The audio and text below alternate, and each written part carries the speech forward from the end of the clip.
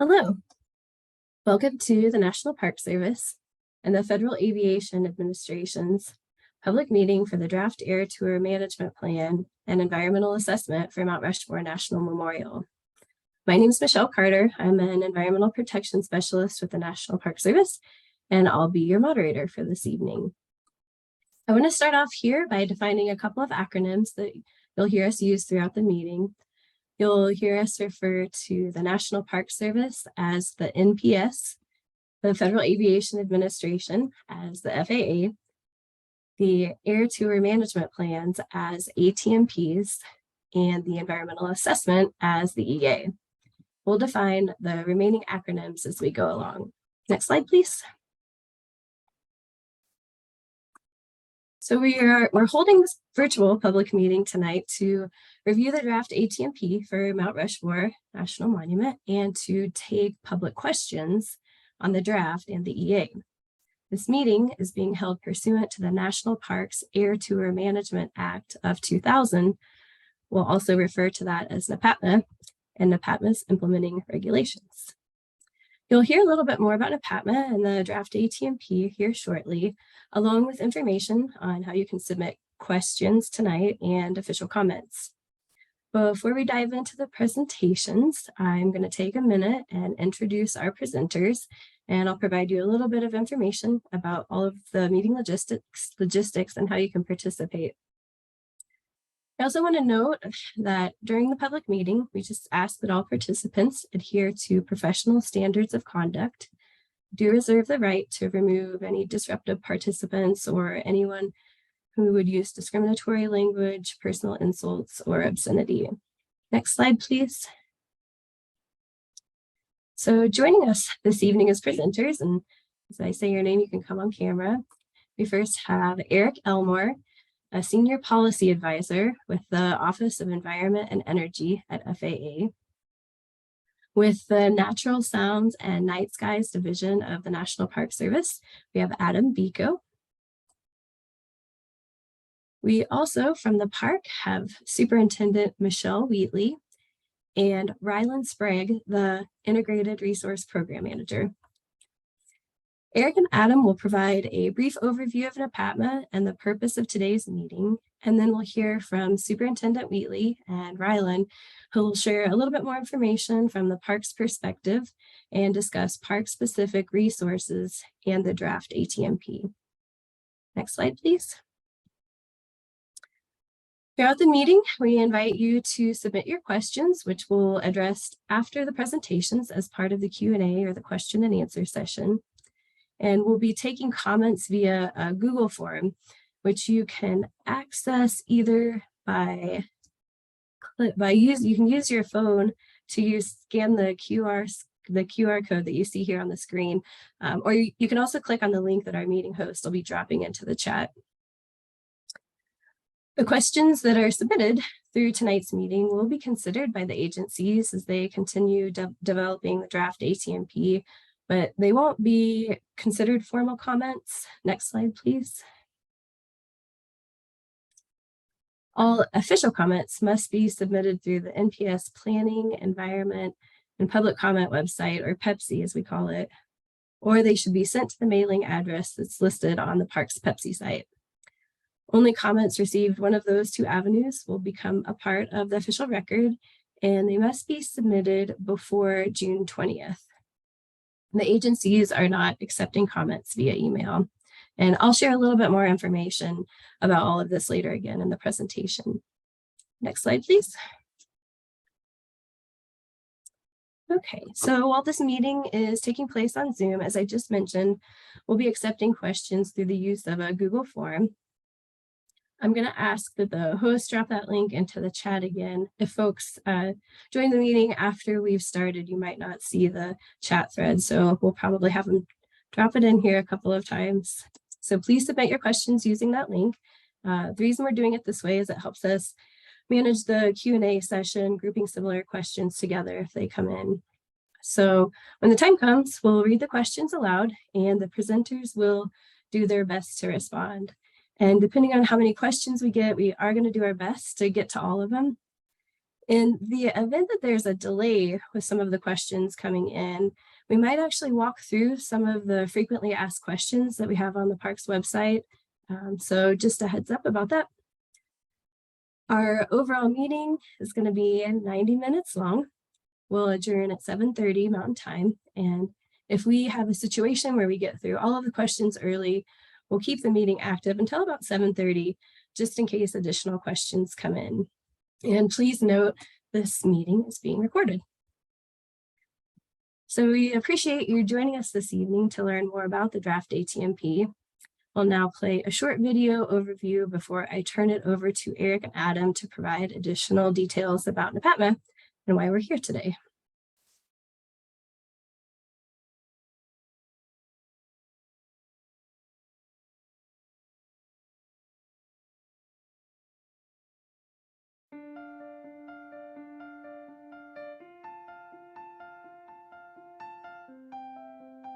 The United States is home to some of the most breathtaking national parks and tribal lands in the world.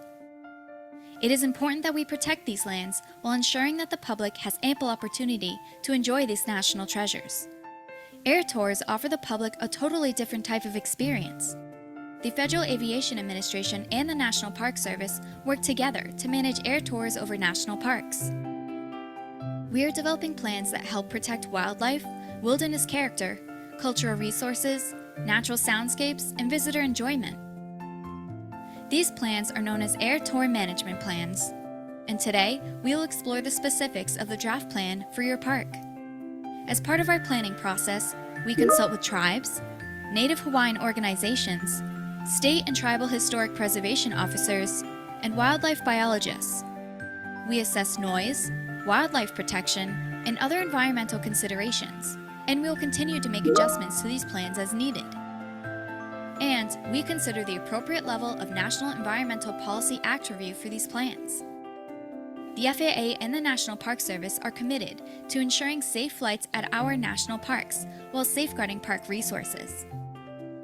Following today's presentation, we encourage you to review your park's draft Air Tour Management Plan and provide official comments through the National Park Service Planning, Environment, and Public Comment website. Together, we can celebrate these special places and ensure they can be enjoyed for generations to come.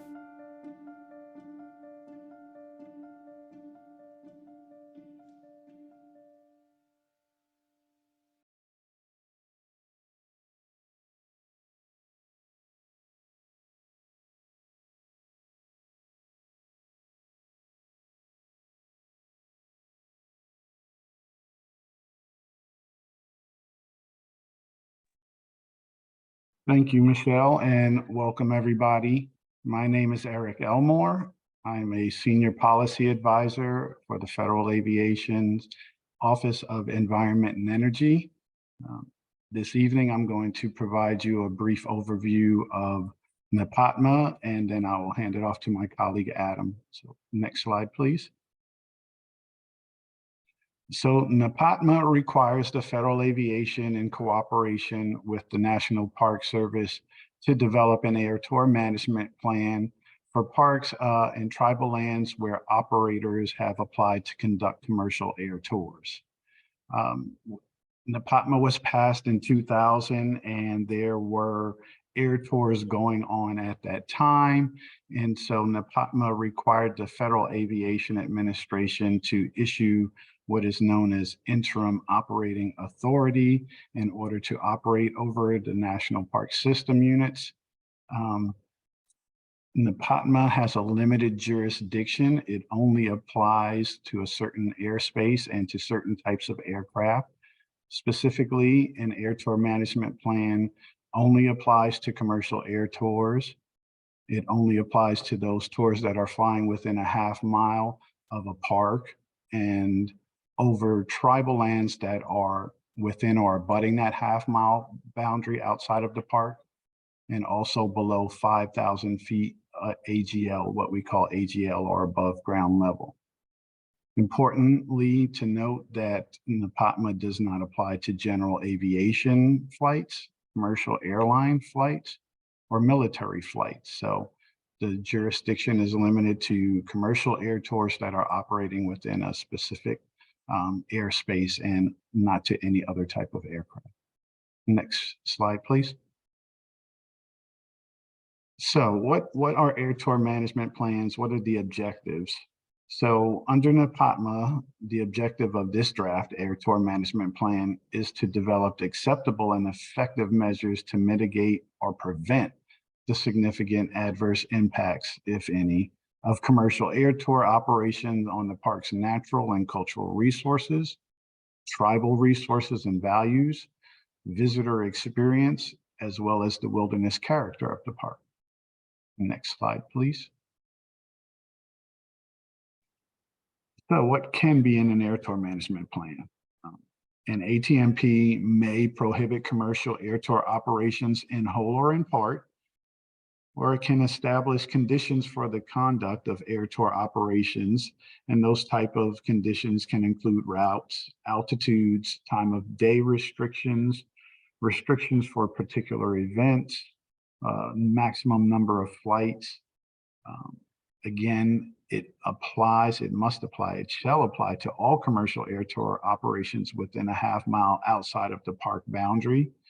And you'll see on some of the maps, it kind of delineates the park boundary, and then it'll also delineate what that half mile extension beyond the boundary is. And we use that to kind of establish the park planning area.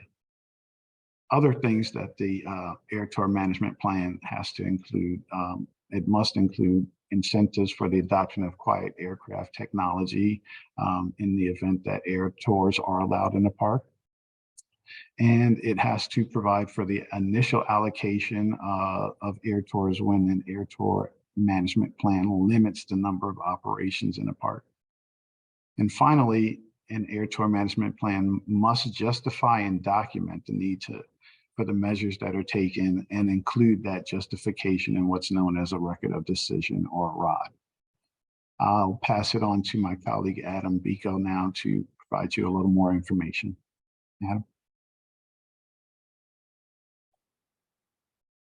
Thanks, Eric.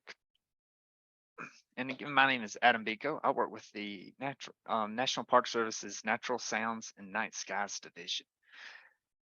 So as some of you may be aware, the National Park Service and the FAA have been working on air tour management plans at 23 parks over the last few years. And this slide shows a geographic distribution of those air tours. And as you can see, most of them are focused on the Pacific West area of the US, but as you can see, there are 2 red dots there in South Dakota, and one of those red dots is Mount Rushmore, who we're here to talk about tonight, and the other one just to the east is Badlands National Park. So next slide, please. And when we consider these 23 parks, over on the left-hand column, you can see the ATMPs that have already been completed. And then if you look over on the right columns, you can see a voluntary agreement was completed for the National Parks of New York Harbor. And then we have the list of ongoing ATMPs. And of course, you'll see on the 4th bullet there, Mount Rushmore National Memorial, which is the park we're here to talk about tonight. Next slide, please.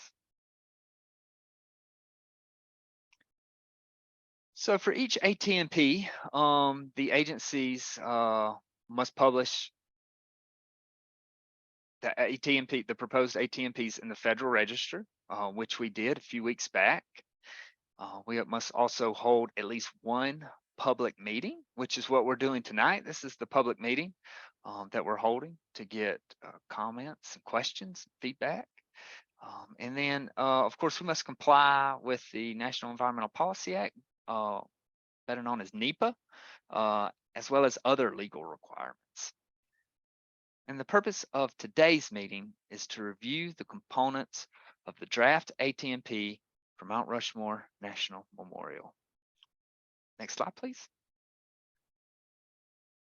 And with that, I will pass it over to Superintendent Michelle Wheatley. Michelle? All right. Thank you, Adam. Good evening, everyone, and thank you for taking the time to join us for the draft Air Tour Management Plan public meeting for Mount Rushmore National Memorial. This is a joint effort with the Federal Aviation Administration. The purpose of tonight's meeting is to clarify information about the draft Air Tour Management Plan, provide an opportunity for all participants to ask questions, and to share the process for submitting comments. Your involvement and input is a very important part of this planning process. Next slide, please. So the park overview. The 1,278 acre Mount Rushmore National Memorial is located in the Black Hills of South Dakota. Most of the landscape is composed of massive granite outcrops and spires intermingled with ponderosa pine forests. Mount Rushmore National Memorial is seen as an icon of the United States of America and a special place for many people and cultures from all over the world. Most people visit the park to see the carved mountain sculpture of the United States presidents George Washington, Thomas Jefferson, Abraham Lincoln, and Theodore Roosevelt, representing 150 years of the nation's history. The park also features hiking trails and rock climbing and is located adjacent to the Black Elk Wilderness Area, which is managed by the United States Forest Service and here locally by Black Hills National Forest. The Black Hills, where the park is located, are also an important historical, spiritual, and cultural site to the many tribal nations. In 2022, the park welcomed over 2.4 million visitors. 90% of the 2.4 million visitors visited the park during the months of May through October. Throughout the year, the park's interpretation and education staff provided interpretive programs, including guided talks, walks, junior ranger programs, and evening programs for over 597,000 visitors. These interpretive programs and other visitor services take place in the approximate 40-acre developed area, which I'll talk a little bit more about later.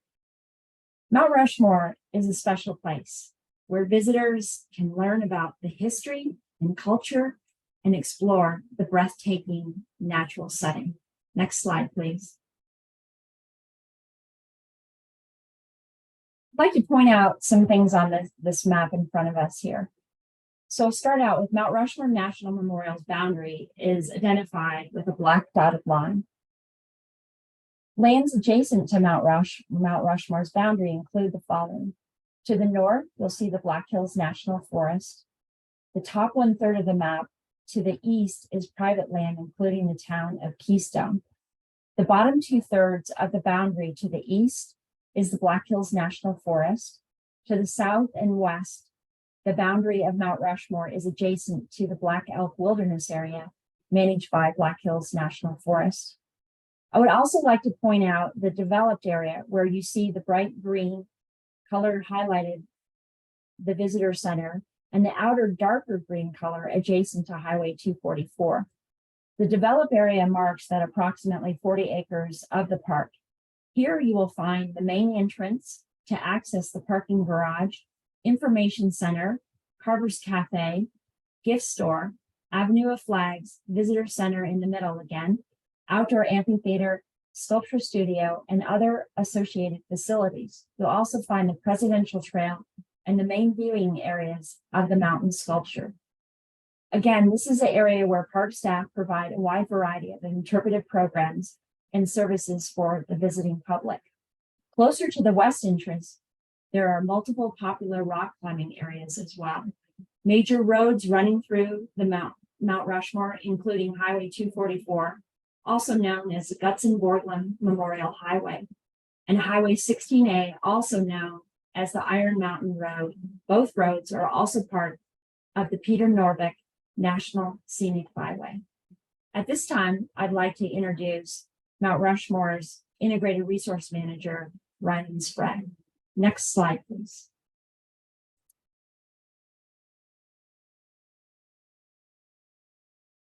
Thank you, Michelle.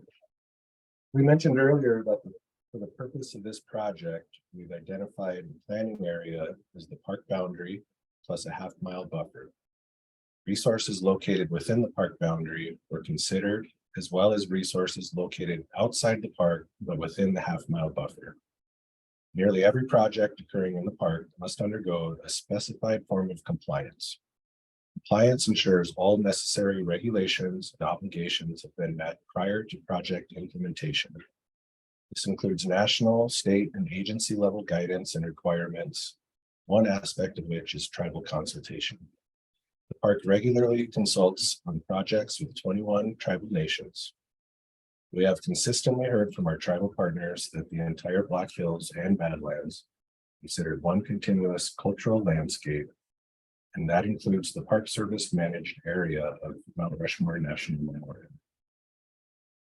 Wide variety of natural and cultural resources are known from within the memorial boundary, both in the developed areas where a majority of visitation occurs and in the surrounding undeveloped areas we often refer to as the backcountry. Specialized surveys have been conducted throughout the park, focusing on particular resources such as rare plants, archaeological sites, and a variety of wildlife species. There are known occurrences of both threatened and endangered species of plants and wildlife in close proximity to Mount Rushmore, and documented occurrences of threatened and endangered wildlife within the park. The Park Service is responsible for managing these species in compliance with numerous regulations. Some of the wildlife species documented in the park include the endangered northern long-eared bat and the threatened tricolored bat. There are also a suite of other bat species, bald eagles, peregrine falcons, northern goshawks, pine martens, mountain lions, bighorn sheep, mountain goats, and other wildlife. Some of these species may be sensitive to disturbances during times of feeding or rest, which would be relative to the time of day, and some may be more sensitive during times of year that include migration, hibernation, mating, and birthing or rearing of their young. Next slide, please. Currently, there are 2 commercial air tour operators holding interim operating authority, or IOA, for a combined allowable total of 5,608 flights per year over the park. The AT&T EA used a 3-year average of reporting data from 2017 to 2019, during which an annual average of 3,914 combined flights occurred between the 2 operators. The IOA provides a combined annual limit on the number of flights at 1,608 total, but does not identify parameters on flight routes, time of day, no fly periods, daily caps, or seasonal restrictions. Next slide, please. To reiterate the existing conditions, the current IOA allows the 2 air tour operators to conduct a combined maximum of 5,608 flights per year.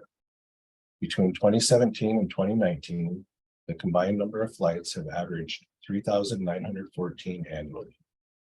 The draft ATMP has identified a preferred alternative that would reduce the number of commercial air tours to 0 over the planning area, which includes the memorial boundary plus the half-mile buffer. Operators may continue to utilize this airspace outside of the ATMP planning area or within the planning area at or above 5,000 feet above ground level. The existing IOA is terminated once the ATMP is finalized, as it was only in place temporarily until an ATMP could be completed. For the next slide, we'll come back to Michelle Wheatley. Thank you.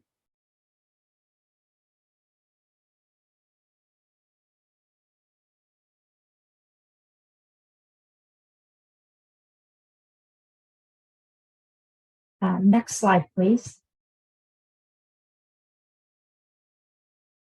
So again, back to this map, there's a couple other things I'd like to point out. The park boundary, again, is identified by the black dotted line, and the ATMP planning area boundary is identified by a gray line, which is a half-mile outside the park boundary. Also on the map within the ATMP boundary, there is a privately owned helipad heliport, excuse me, on the boundary of the AT&P planning area. And you can see that it's really close to over in the direction where Keystone is as well. Under the draft ATMP, displaced air tours could continue to take off and land at the privately owned and operated heliport. However, air tours leaving this heliport would need to depart the ATMP planning area immediately, as is safe, and could not use it to conduct commercial air tours. Again, Ryland had previously shared this, but I'll repeat this as well. Air tours outside the ATMP planning area at or above 5,000 feet above ground level, or more than a half mile outside the park boundary, are not subject to the National Parks Air Tour Management Act and are therefore not regulated under the ATMP. Air tours just outside the planning area still offer a view of the mountain sculpture located at Mount Rushmore National Memorial. Next slide, please. Justification for measures taken as part of the ATMP planning process include the following. Commercial air tour operations at existing levels result in unacceptable impacts to the park's natural and cultural resources, tribal resources and values, and visitor experience. They are inconsistent with the park's purpose and values, including interpreting the mountain sculpture in its historic, cultural, and natural setting, while providing for the education, enjoyment, and inspiration of the public. Prohibiting air tours within the ATMP boundary contributes to the protection of threatened and endangered species and reduces noise impacts to the visitor experience and interpretive programming. Throughout the planning process, the Northern Plains tribes have consistently spoken out against all air tours in the area they hold sacred, including over Mount Rushmore. The tribe stated that plants, animals, the sky, and other natural resources are contributing features of the cultural resources throughout the continuous Black Hills landscape. Prohibiting air tours within the ATMP boundary here is necessary to protect resources and values, to meet park management objectives, and is responsive to the concerns that were expressed throughout this process by the Northern Plains tribes. This time I'd like to turn it back over to Eric. Next slide, please. Thank you, Superintendent Wheatley. Right now, I'm going to switch gears a little bit and provide a little bit of an overview of NEPA, the National Environmental Policy Act, and the agency's compliance with that. So the development and implementation of this air tour and air tour management plan is considered a major federal action that triggers the requirements of NEPA. The NEPA requires the agencies to consider the human and natural environment that could be affected by this ATMP. We have to determine the appropriate level of NEPA review. Generally, there are 3 levels: a categorical exclusion, an environmental assessment, and an environmental impact statement. And then finally, NEPA requires us to prepare the associated documentation depending on the level of review. Here at this park, the agencies have determined that the appropriate level of NEPA review was an environmental assessment. And we are, still developing that, and we'll use information that we obtained tonight and during our consultation processes to further develop the ATMP, final ATMP. So during this process, the agencies have considered over 300 public scoping comments. Public scoping was done during September 6th through October 6th of last year's on the proposed alternatives. We have also obtained information during this consultations with under 106 as well as under Section 7 that will be discussed in a little bit. And we are fully assessing the environmental impacts while developing the draft environmental assessment. The draft EA is currently available for public review and comment, and we welcome that comment. Next slide, please. So similar to NEPA, Section 106 of the National Historic Preservation Act is triggered by the development of this Air Tour Management Act. It talks about things in terms of, instead of major federal action, it talks about things in terms of an undertaking. And so Section 106 is pretty much a four-step process. First, the agencies are required to define the undertaking and identify the consulting parties. Next, the agencies are required to determine the area of potential effects and identify historic properties. Another acronym in the 106 process, we frequently refer to the area of potential effects as what's known as the APE. The third step of the 106 process requires the agencies to assess the effects to historic properties of the undertaking. And finally, the agencies are required to resolve any adverse effects to historic properties, if any.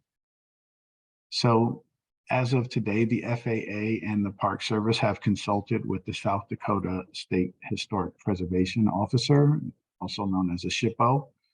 The agencies have consulted with Native American tribes affiliated with the Great Plains region and other consulting parties, including operators. The agencies also have considered comments during the scoping of the alternatives regarding potential impacts to cultural resources. Currently, the FAA is proposing a finding of no adverse effect to historic properties as a result of the proposed ATMP, and a letter was sent to the State Historic Preservation Officer as well as all consulting parties on March 14th of this year. At this time, I'd like to pass it over to my colleague, Michelle Carter, to provide you a little bit of information regarding Section 7 and endangered species. Michelle? All right, great. Thanks, Eric. So the FAA and the NPS are complying with Section 7 of the Endangered Species Act as they develop the draft ATMP. This ensures that the proposed action does not jeopardize the existence of any species listed under ESA or result in destruction or adverse modification, excuse me, of any designated critical habitat. The agencies have had informal consultation conversations with the Fish and Wildlife Service, and the preliminary assessment by the agencies is not anticipating these types of impacts. Next slide, please.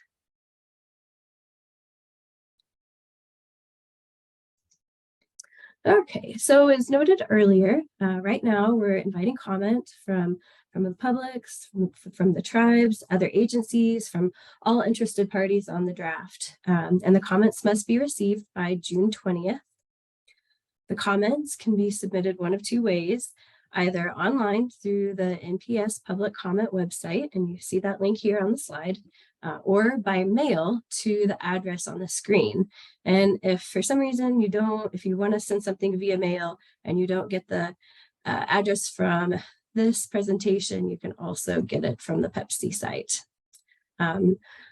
Also related to Pepsi, I want to let you know that there is a FAQ, or a frequently asked questions document, that's posted on the Parks website, and it's alongside the draft ATMP. So if one of our hosts could also drop a link to those things into the chat, it'd be appreciated if you haven't already. And if you've done it, thank you. So following the end of this public comment period, the FAA and the NPS will review all of the comments, and they'll use the substantive comments to inform the final ATMP and the EA.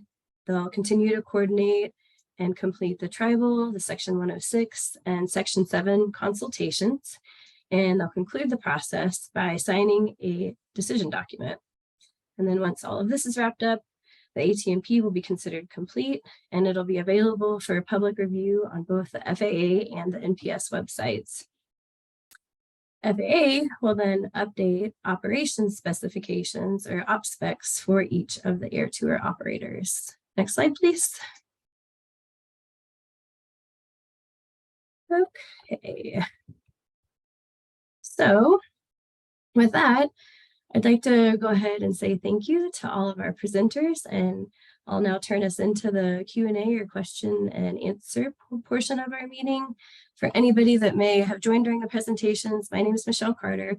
I'm an environmental protection specialist with the National Park Service, and I'm serving as the moderator this evening. A couple of housekeeping items we wanted to make sure you're aware of.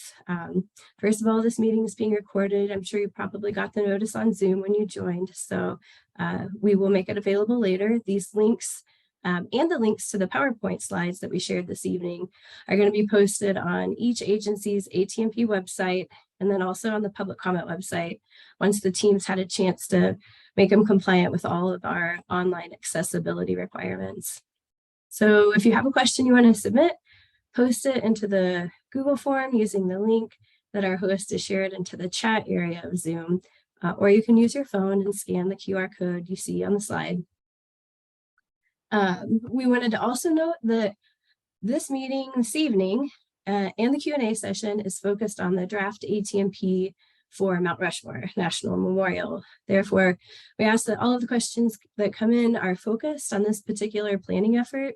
If you want information on any of the other ATMPs, you can visit those websites we mentioned earlier, the NPS or the FAA websites, and that way you could learn about some of the plans that we've completed already, or you can get links to the other draft plans that are currently open for comment.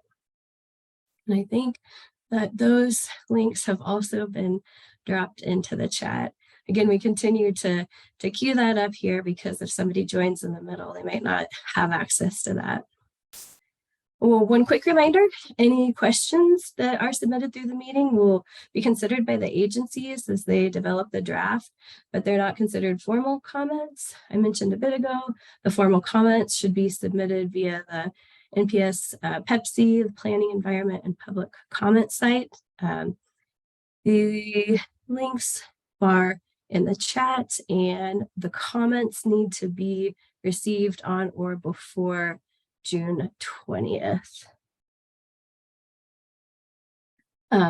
So as noted at the beginning, we wanted to make sure everybody knew our total length of time together is going to be 90 minutes. We'll adjourn at 7:30 Mountain Time.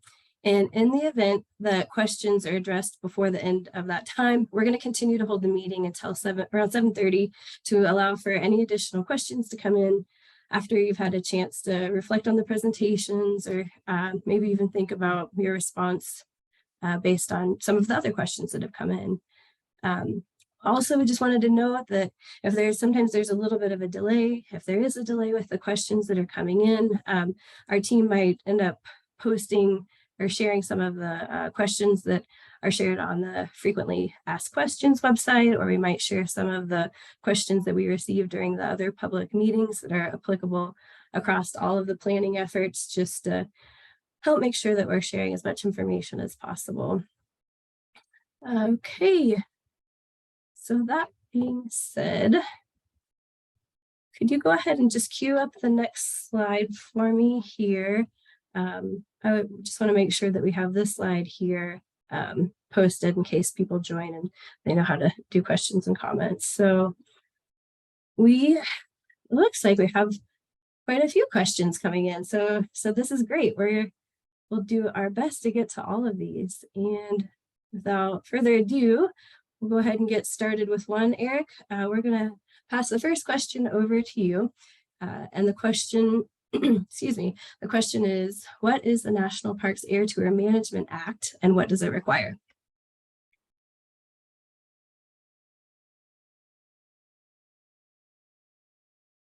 All right, thank you, Michelle. I appreciate the question. What is NEPATMA and what does it require?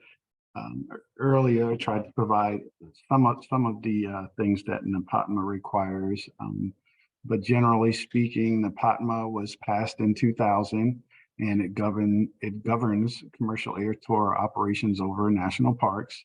except for the Grand Canyon National Park, which has it's subject to separate legislation, and nor does it apply to national parks in Alaska. NEPATMA requires the agencies to work in cooperation together to develop either an air tour management plan, an ATMP, or we could have also used what's called a voluntary agreement, a VA, to develop to come into compliance. The agencies decided at this park that we wanted to develop an air tour management plan. And so that's what we are doing. Obviously, another thing that NEPATMA requires the agencies to do is hold a public meeting on the draft or proposed ATMP, which is what we're doing tonight. So thanks for the question, Michelle, and hopefully that was responsive. Okay, thanks, Eric. Okay, actually, Eric, we'll have you take the next question too, if you don't mind coming back on video. This question is asking, why are some parks with air tours not required to have ATMPs or voluntary agreements? All right, I'm trying to catch up, Michelle. So why are some air parks required and then others not? I think that's a really good question because it can be a little confusing sometimes. NEPATMA was amended, I think, in 2012, and the act exempts parks with 50 or fewer commercial air tour operations from the requirement to prepare an air tour management plan or a voluntary agreement. And so the agencies, we get reporting data. Again, another thing that NEPATMA requires is that the air tour operators submit operating reports of tours that they've conducted semi-annually to the agencies. So based on reports from air tour operators right now, there are 54 national parks where operators hold IOA, interim operating authority, that are currently exempt. And, I would like to point out that the number of parks that are exempt, it can fluctuate and change from year to year based on that reporting data that's submitted. So there are times when a park might have more than 50 operations and be subject to the requirement to provide an air tour management plan or VA. And then the following year, or it might drop below 50, which would make it exempt. And then the last thing I would add to that is that NEPATMA also has a provision where an exempt park can, the Park Service can remove it from the exemption, if you will, in order to, if it determines that it's necessary to protect park resources. So again, a lot in that answer. Hopefully it was responsive, Michelle, but thank you for that question. Thanks, Eric. Okay, our next question will be for Adam Biko with the National Park Service. Adam, the question is asking, if commercial air tour operators cannot fly within the ATMP planning area, where are the air tours allowed? Thanks, Michelle. Great question. So air tours outside of the ATMP planning area. So the ATMP planning area is the park boundary plus 1/2 mile outside, and then up to 5,000 feet above ground level. So the preferred alternative would not allow air tours inside that ATMP planning area, but flights outside of this area are not subject to the act and therefore are not regulated under this ATMP. Thus, there would be no limitations or restrictions on the number of air tours that could occur outside of this ATMP planning area. Operators would continue to be able to fly to interest points outside of the ATMP planning area where they already fly, or they may fly routes over or around the ATMP planning area, similar to existing flight paths, but still staying just outside of the ATMP planning area. Thanks, Michelle.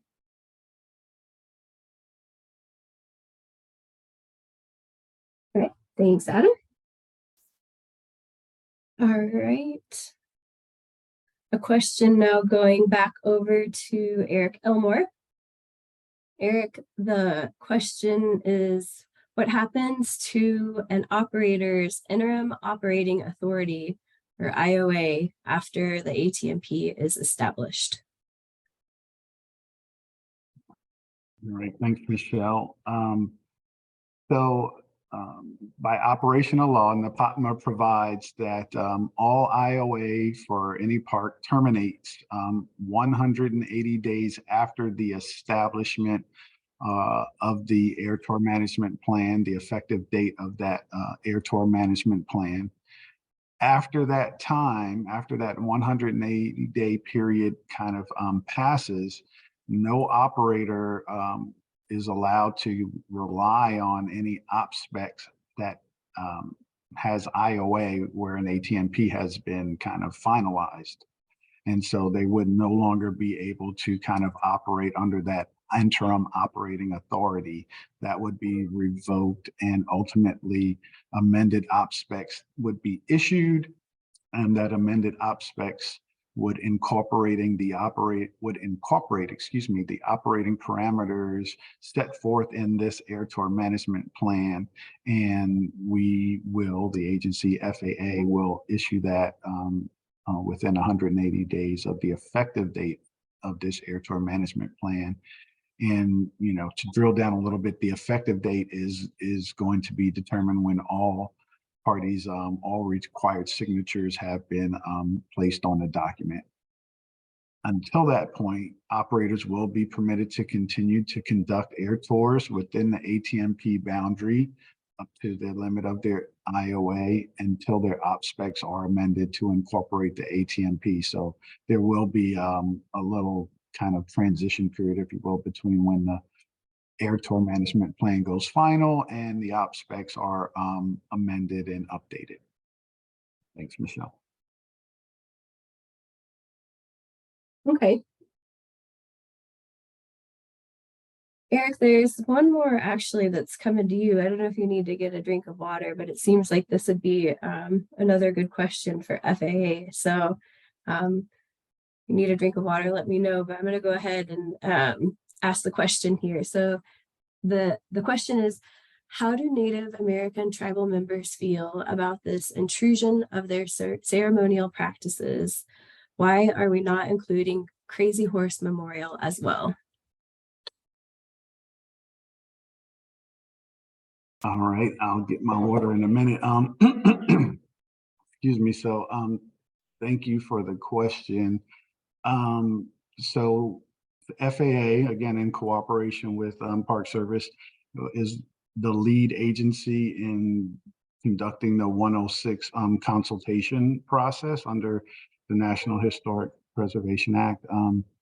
So in extensive consultation with the Northern Plains tribes, what I can tell you is that they have articulated strong opposition to air tours over the park because of the effects to the cultural landscape and wildlife and plants. And they also had concerns over privacy during traditional cultural practices and ceremonies within the ATMP boundary. And so the agencies determined that prohibiting air tours over this area is consistent, with the tribe's opposition that they expressed to air tours over the park.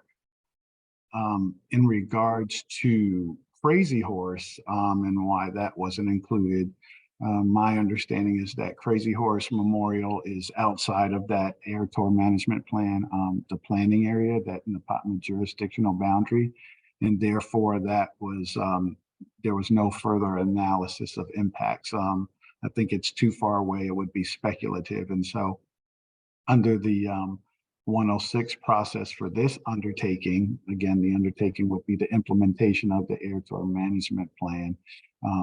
It does not assess where operators fly generally.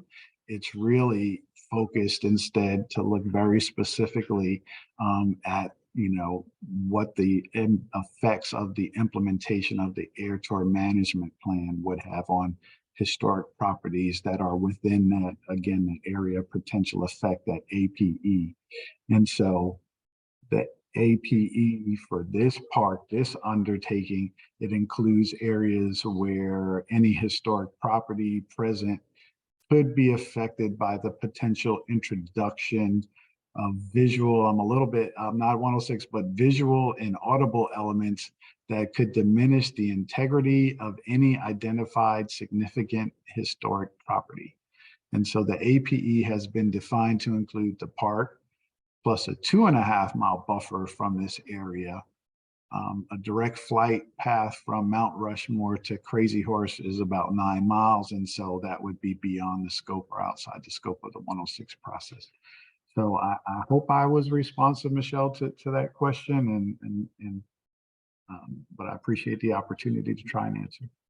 Yeah, I think so. And if people have additional clarifying points or, different aspects of that question they want to hear about, like, feel free to go ahead and submit that in the Google form. And we have a lot of great questions coming in. So we'll do our best. We'll do our best to get to all of them.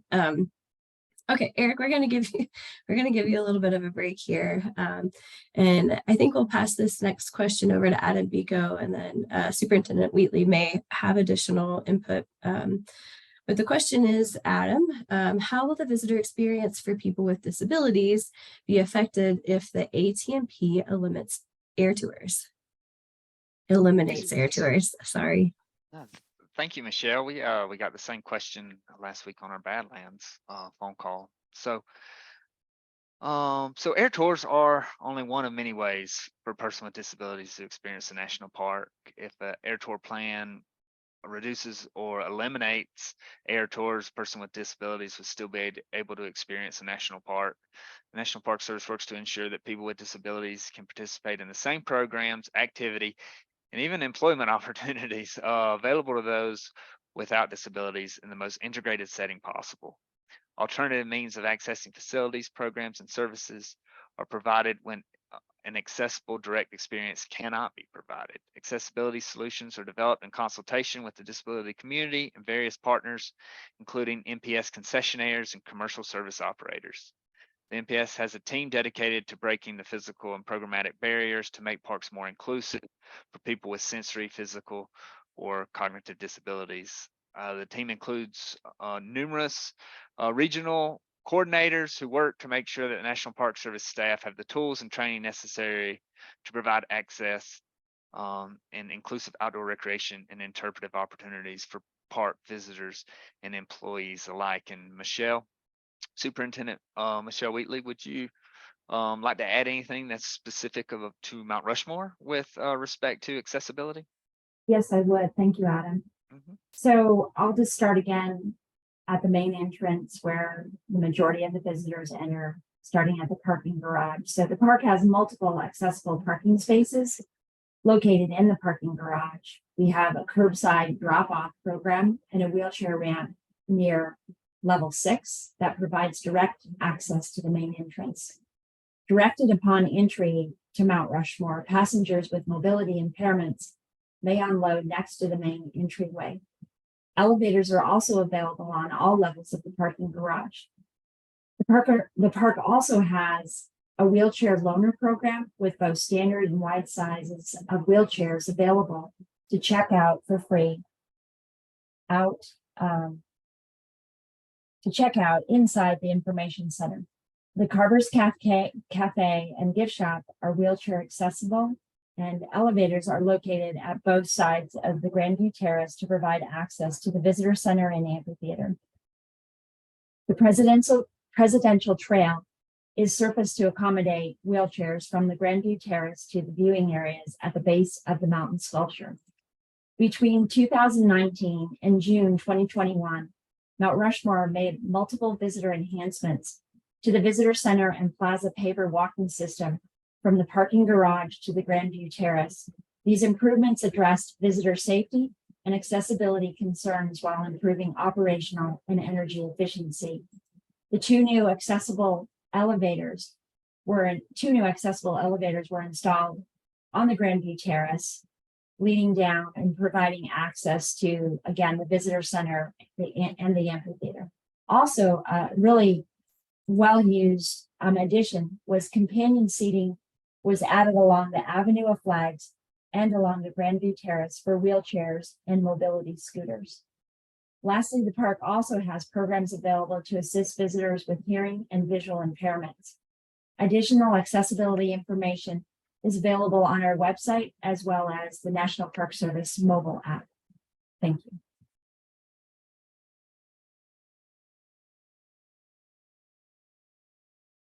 Great, that was helpful. Thanks, Adam and Michelle.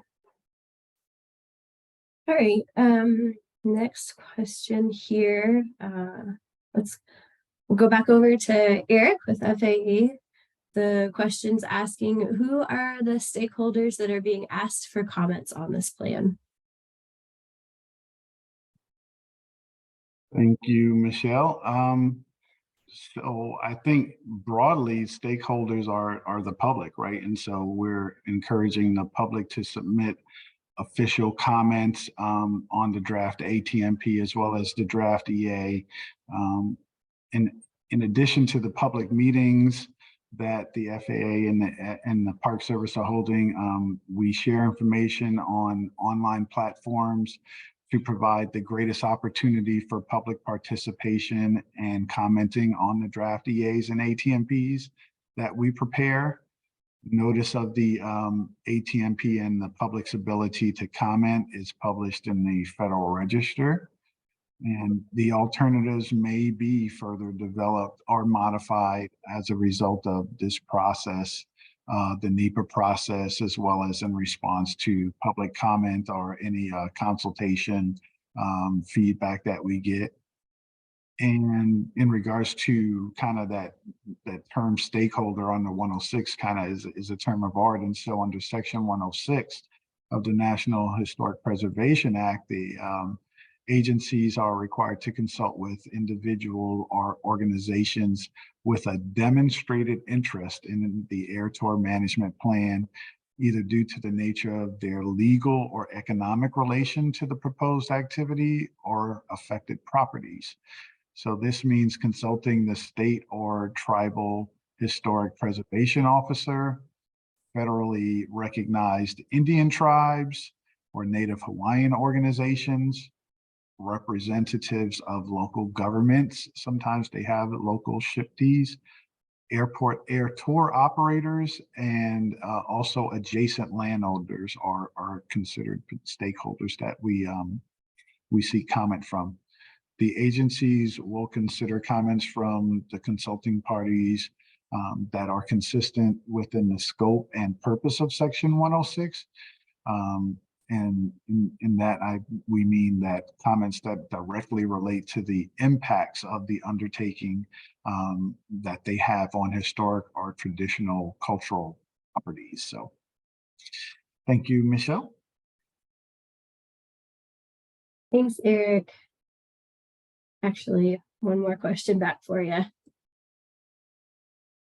So Eric, this question is asking why was the APE expanded outside the ATMP jurisdictional boundaries, and can the ATMP jurisdictional boundaries be expanded? Thank you, Michelle. I think that's a really good question.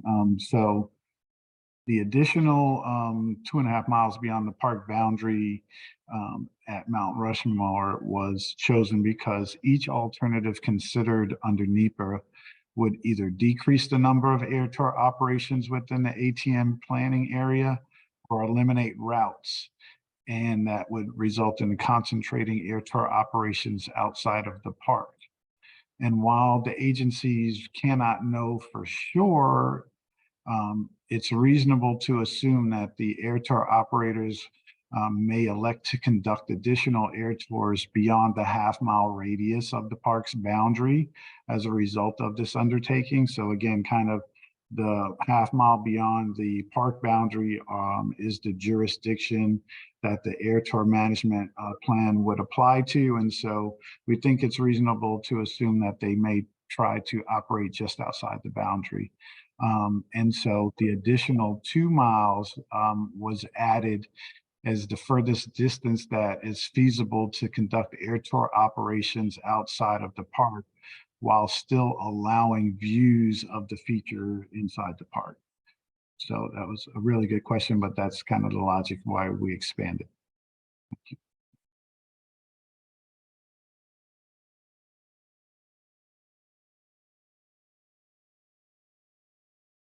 Great. I'm gonna go then, Eric, it looks like the next one that we have in the queue is also probably for you. It's a FAA specific question. And they're asking if the FAA conducted a risk analysis to determine safety risks. All right, thanks, Michelle. So I'm not a safety person, but what I can say for sure is that all of the alternatives identified by the interdisciplinary team and the justifications for the restrictions on commercial air tours were reviewed by the FAA, including the Flight Standards District Office, and they noted any aviation safety concerns that they had. So hopefully that answers that question in regards to safety risk.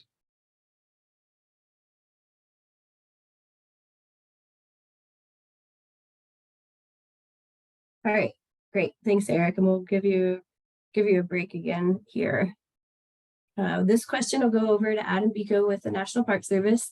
The question is asking, was the town of Keystone engaged in any way to determine safety issues and citizens' concerns because of flight route compression? Yeah, thanks, Michelle. So, beginning in October of 2022, the town of Keystone and many other stakeholders were invited to participate as part of the Section 106, which is the National Historic Preservation Act, invited as a consulting party.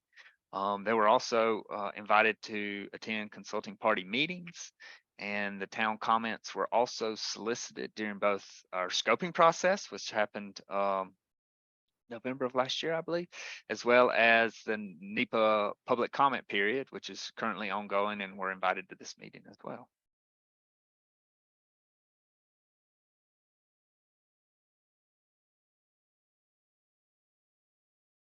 Right. Thanks, Adam. Let's go back over to Eric. I think, Eric, the question is, does the NPS or the FAA environmental folks have aviation safety experience? All right, thanks, Michelle. So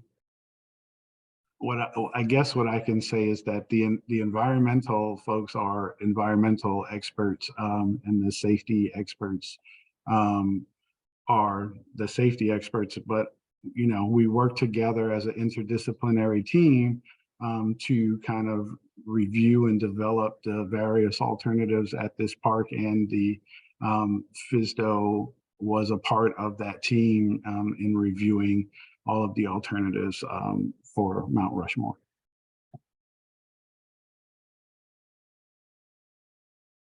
Okay, thanks, Eric.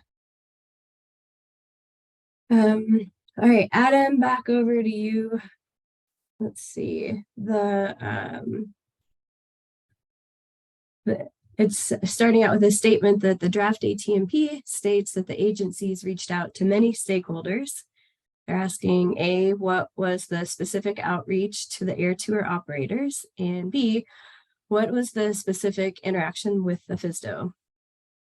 Yeah, thanks, Michelle. So the agencies did reach out to numerous stakeholders in the area of Mount Rushmore,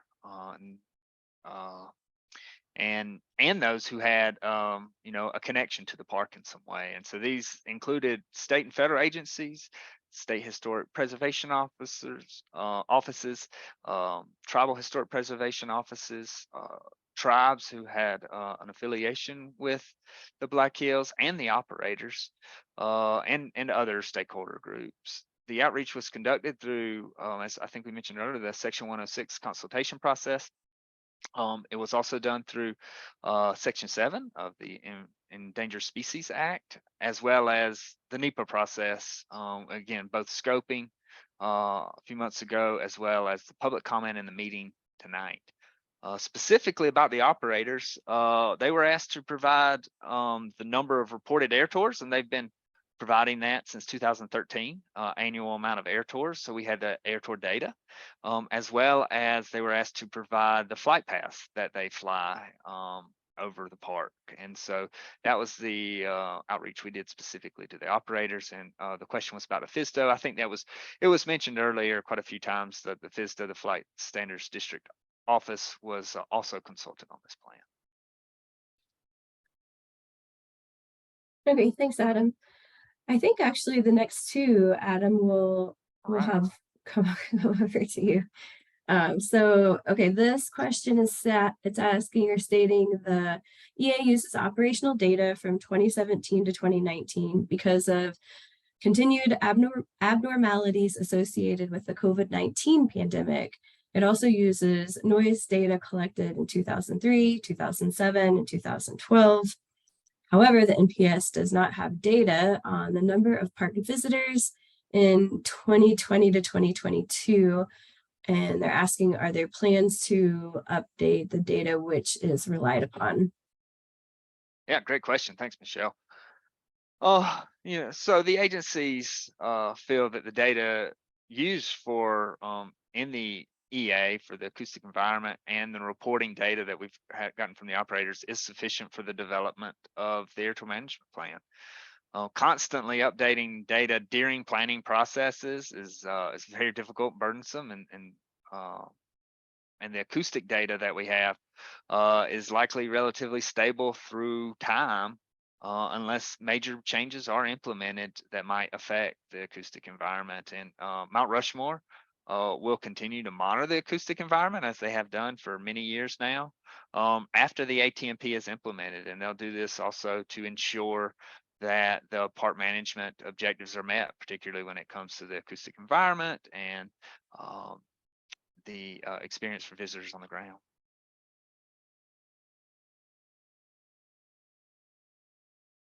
Okay, my mute button's stuck here. Okay. Adam, the one more here. This is a question about the EA.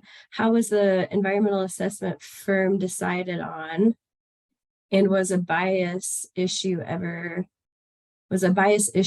discussed in regards to getting a fair assessment? Yeah, thanks, Michelle. So, so there wasn't a outside firm, like a consulting firm or an external firm that has assisted in this process. So both the FAA and the NPS were involved in the development of the EA. The agencies did receive significant support from the Volpe Center, but the Volpe Center is actually part of the Federal Department of Transportation. So it's a sister agency with the FAA in a sense. So there was no outside firm or consulting firm that was hired.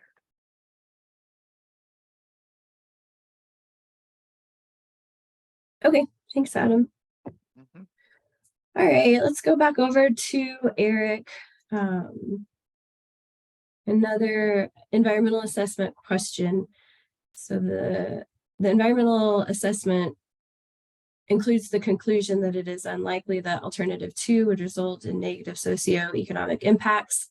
Has the NPS and FAA conducted an analysis on the economic impact to the local community if air tour operations are to be prohibited or otherwise restricted over Mount Rushmore? What were the results of the study and what entities were considered in the study?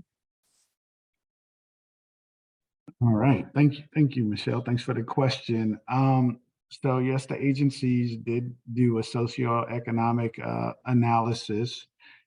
Section 3.7 of the draft EA is where you can find the analysis of socioeconomic impacts that the agencies conducted. It evaluates how elements of the human environment, such as population, employment, housing and public services might be affected by the proposed action, as well as any of the alternatives. And the analysis was done consistent with the Council on Environmental Quality, CEQ's regulations, as well as FAA's 1050 order and NPS's management policies. So please, take a look at that part of the draft EA. And if you have any comments on that, please submit those into Pepsi. That's part of why we're here. So thanks for the question, Michelle.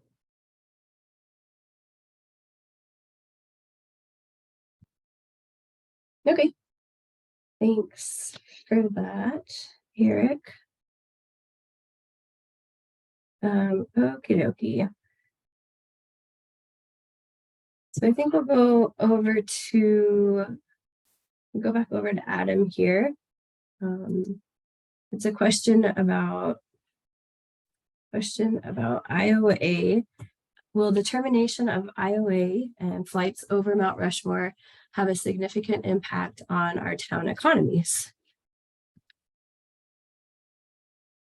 Thanks, Michelle. So I think we mentioned this earlier, but the preferred alternative only restricts flights over Mount Rushmore and a half mile outside the park boundary and up to that 5,000 feet above ground level. All other air tours in the area of the Black Hills are not affected by this ATMP. Further flights outside of the ATMP, there are currently routes that are being flown that are outside of the ATMP that have a nice view of the sculpture, and those could continue to be flown in the future as well.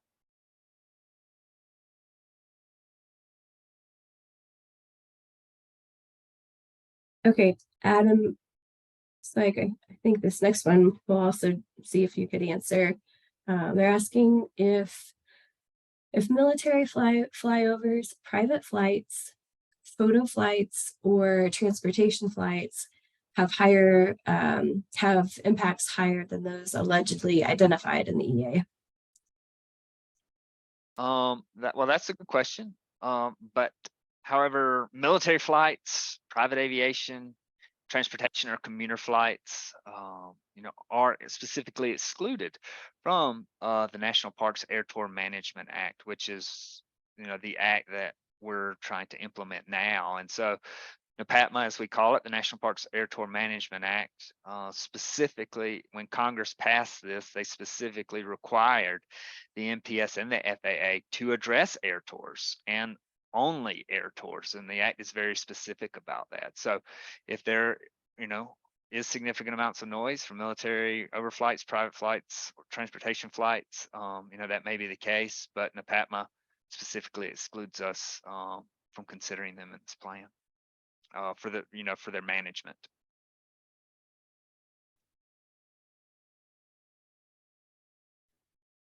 Thanks, Adam. Okay, going back over here to Eric. So saying Mount Rushmore does not meet the definition of tribal lands in either NPATMA or in the definition provided by 18 USC 1151. Bearing these established definitions in mind, can you explain the connection to the Mount Rushmore Memorial? Sure. Thanks, Michelle. And I'm not sure about the citation, but what I can say is in regards to the tribal lands and things of that nature is that, again, the National Historic Preservation Act requires us to consult with tribes and other stakeholders, and the entire Black Hills and Badlands are considered to be a continuous cultural landscape. And any actions occurring in the Black Hills on federally managed lands may be subject to not only tribal consultation requirements, but also consultation with the SHPO, the State Historic Preservation Officer, and potentially other federal agencies like the U.S. Fish and Wildlife Service, and consultation with tribes. What I can say based on the consultation that we have, tribes continue to show that they have a strong connection to all of the Black Hills land. So it's kind of through the 106 process that all becomes relevant. So thanks, Michelle. Okay, thanks, Eric. We'll go ahead and give this next question over to the park, to Superintendent Wheatley. The question is asking, can you please explain how the proposed draft ATMP preserves NPS purpose?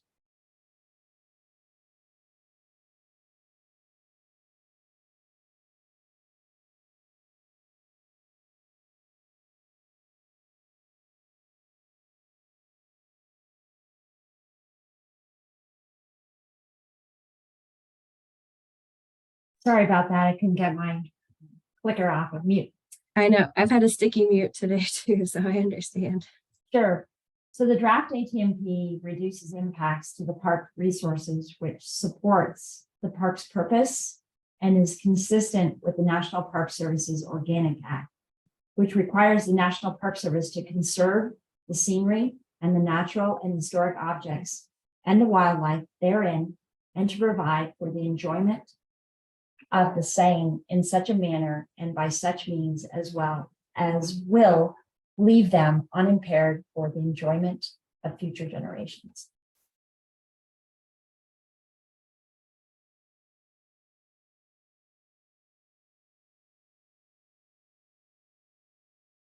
Thank you. Okay. This next question looks like it's related to endangered species. Adam, we're going to go over to you with this one here. The question is asking, how does the current operation with flights impact the endangered species at Mount Rushmore? So how do the current levels of flights impact those endangered species? Thanks, Michelle. So we did consult with the U.S. Fish and Wildlife Service on the ATMP, and the agencies in consultation with First Service have determined that the ATMP would have no effect on the threatened and endangered species, specifically at the park, for the preferred alternative.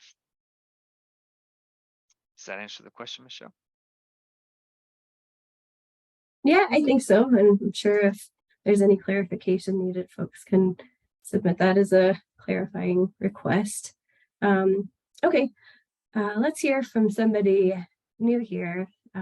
We'll hear from Rylan at the park. Rylan, it's asking about peregrine falcons and how many peregrines are in the population and how significant of an impact do helicopters cause? How long has the population been decreasing? Thank you. So the population is low and it fluctuates annually. We conduct surveys throughout the year to try to get a better feel for what that population might look like during any given year. The NPS is responsible for managing park activities in the best interest of sensitive species. So wherever we can make a modification in the best interest of a sensitive species, we tend to try to go that route.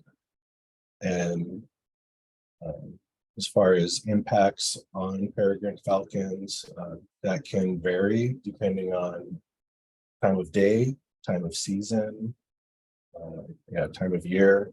So, the worst case scenario would be that we have a nest identified with young in the nest, and certain impacts that can cause the parent falcons to abandon a nest. So that's one example of a potential impact. Other impacts could include just not the habitat not being conducive for having peregrine falcons in the area, let alone to have a nest.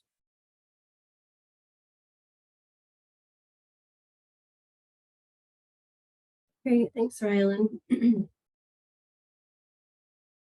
another question here. Going back over to Adam with the Park Service. It's a longer question, Adam. So the alternatives as presented in the September newsletters noted interruption of interpretive activities and tribal ceremonial or sacred sites. A direct conversation with the park to gain data or knowledge about these claimed items was answered.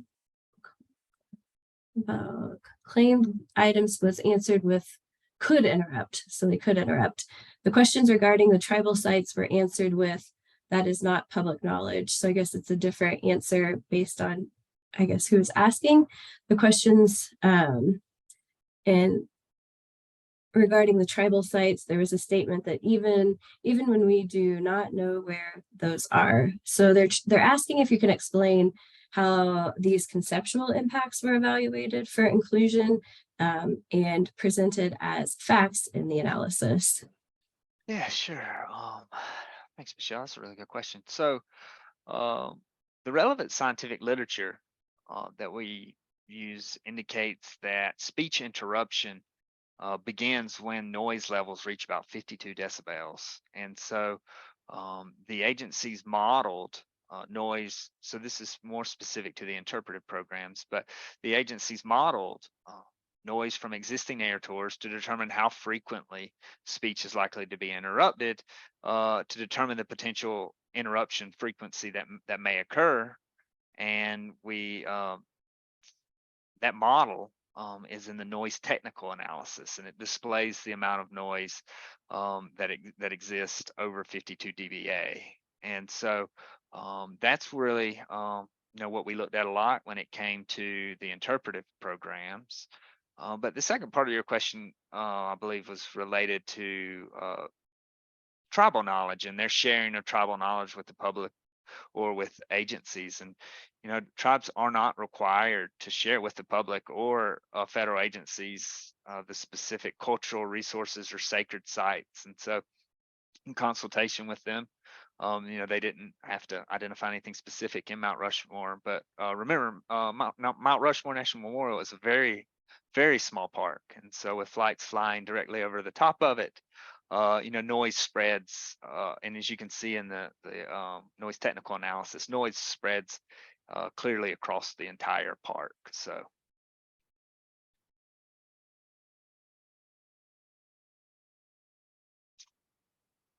Thanks, Adam. And I would just add that we did have some traditional cultural surveys completed in the park. And although in some cases we are not aware of the exact location of some of those resources, we do know they're in the park boundary. So that's another way to protect all those sites by just using the park boundary as our area.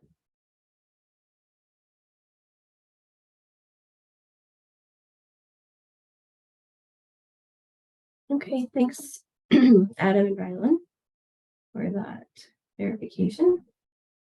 Okay, so the next question we'll go back over to, let's go back to Eric with the FAA.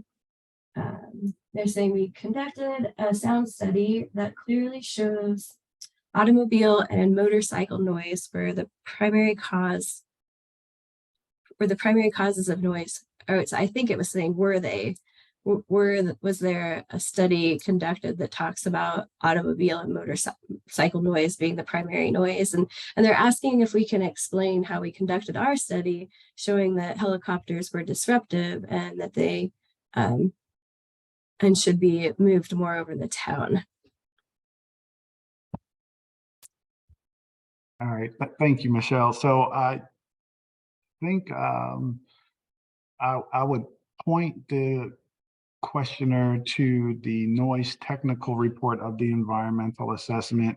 It kind of explains the various metrics and how the agencies are able to model the noise that is associated with, commercial air tour operations. And again, if there are any questions or comments or concerns in regards to that, I point you to please submit the comments into the Pepsi site.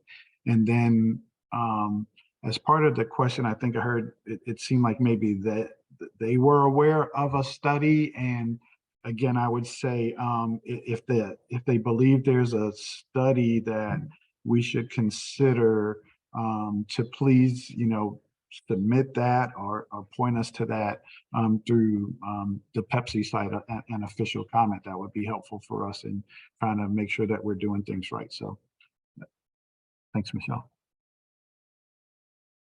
Yep, thanks, Eric. Oh gosh. Okay, so 7:25 here. I'll try to get to a couple more questions. Adam, I think if you'd be willing to answer these next two. Adam, the first question is, why is the data only taking into consideration the 2017 to 2019 flight years? And has anyone reached out to the actual tourism businesses? I guess that's one question with two parts. Oh, yeah, thanks. Thanks, Michelle. So again, I think I mentioned this earlier, the agencies feel the data used for the EA in general, we believe is sufficient for the development of the ATMP. And the EA does specifically address why 2017 and 19 were used, and I don't have that exact language in front of me at the moment, but it includes the abnormalities associated with COVID in 2020 and 2021 even. And then as we begin to get 2022 data in, which all doesn't get delivered until 2023, we're just really deep into the planning process and to continue to consider and change things, change analyses based off of incoming data. So that's spelled out in more detail in the EA, but that's generally why we focused on 2017, 18, and 19. Okay, thanks, Adam. And then the other question here for you is, what impacts are considered natural and cultural due to the current air operations? Yeah, so Mount Rushmore National Memorial has numerous natural and cultural resources, regardless of the air tour operations. So I can tell you a little bit about the natural and cultural resources and how we looked at that with respect to this ATMP. Natural resources would be impacted, such as occurring for wildlife species as a natural resource, as well as described earlier. Those wildlife species may fluctuate depending on species, time of day, time of year, etc. Speaking specifically about the cultural resources, and the impacts may include disturbances related to the soundscape, as well as a person's ability to enjoy that natural soundscape, from a cultural perspective, as well as perform ceremonies or otherwise utilize the land in a traditional manner. The EA section 3.4 actually has more detail on that, but also the other component here is that visitor experience, as it relates to the acoustic environment. It's an important consideration. So some of the resources are both natural, like the acoustic environment is a natural resource, it's a cultural resource. It's also really important for the visitor experience. So those are, hopefully that gives the person who asked the question some a little bit of detail. Okay, yeah, thanks, Adam. I don't know if we may not end up getting to everything, but I'm going to go ahead and go with at least one more question here. Eric, I think if we can throw this over to you. This question is asking, why were helicopter tour companies never consulted? Okay, thank you, Michelle. So it's my understanding that consulting parties for the air tour management plan under the Section 106 process include the air tour operators, and that they were consulted. So again, that's how I understand that operators were consulted. And I would say additionally that you know, in regards to obtaining information from the air tour operators, that they are required to report the number of operations that they conduct within the ATM planning area. And so we got information from them in that regard. And I think that information is in section 2.4.3 of the EA, where we show the numbers from the annual reports. I'd also say that the air tour routes over the park were provided to us by the operators. So we have been in discussions with the operators, and we have, my understanding, officially consulted with them. So again, hopefully it's just a misperception, but my understanding is we have consulted with the operators. So thank you.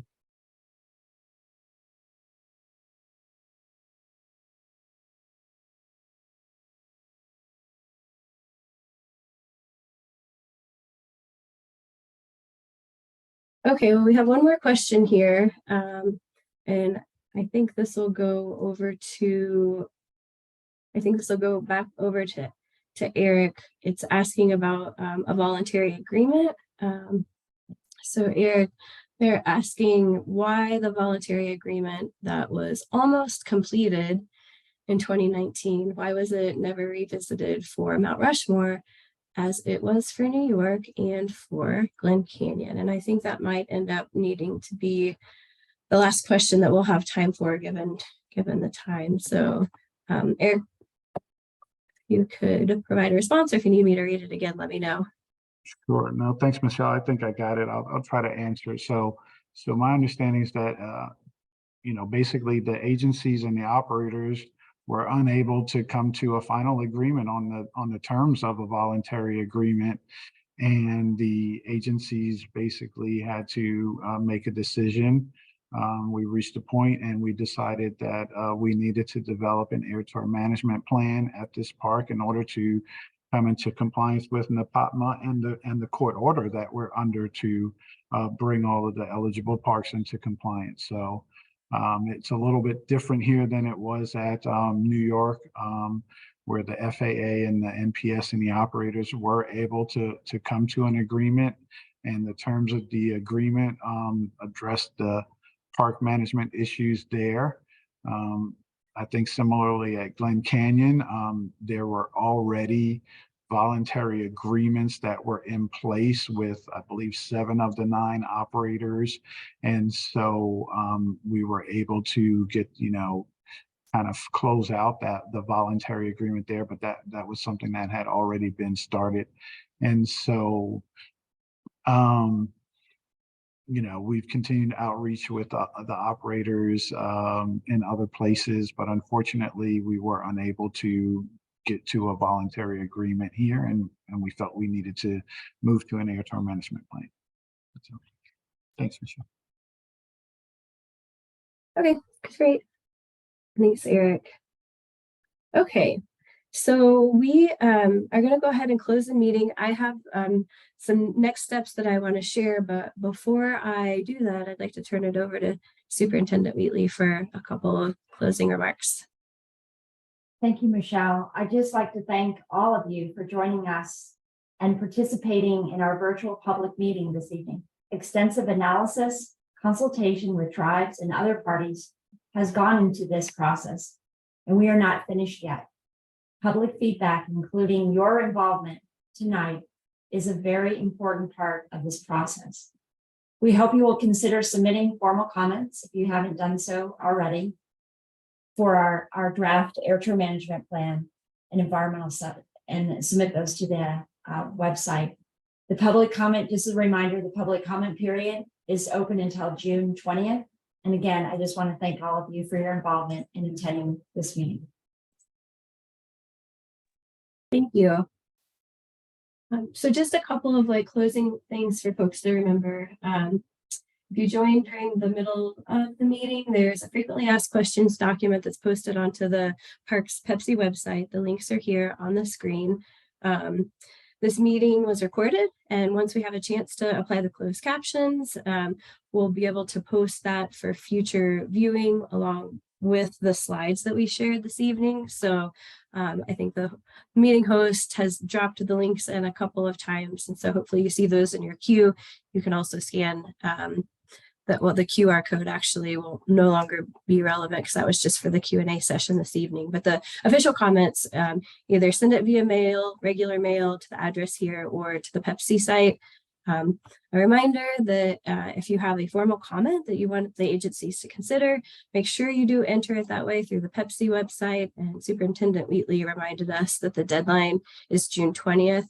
I will note that we got a lot of questions tonight, and I'm really sorry that we did not have a chance to get to all of your questions. But if there's things that that as you read the draft ATMP and as you read the NEPA analysis, if there's things that are part of your question, you feel like the agencies may have not thought about or considered, please submit those via Pepsi. That's how we're going to be able to consider those in the future. On behalf of both the NPS and the FAA, we really appreciate the active participation from everybody tonight. Thank you for your time. We look forward to hearing from you and have a good rest of your evening. Take care.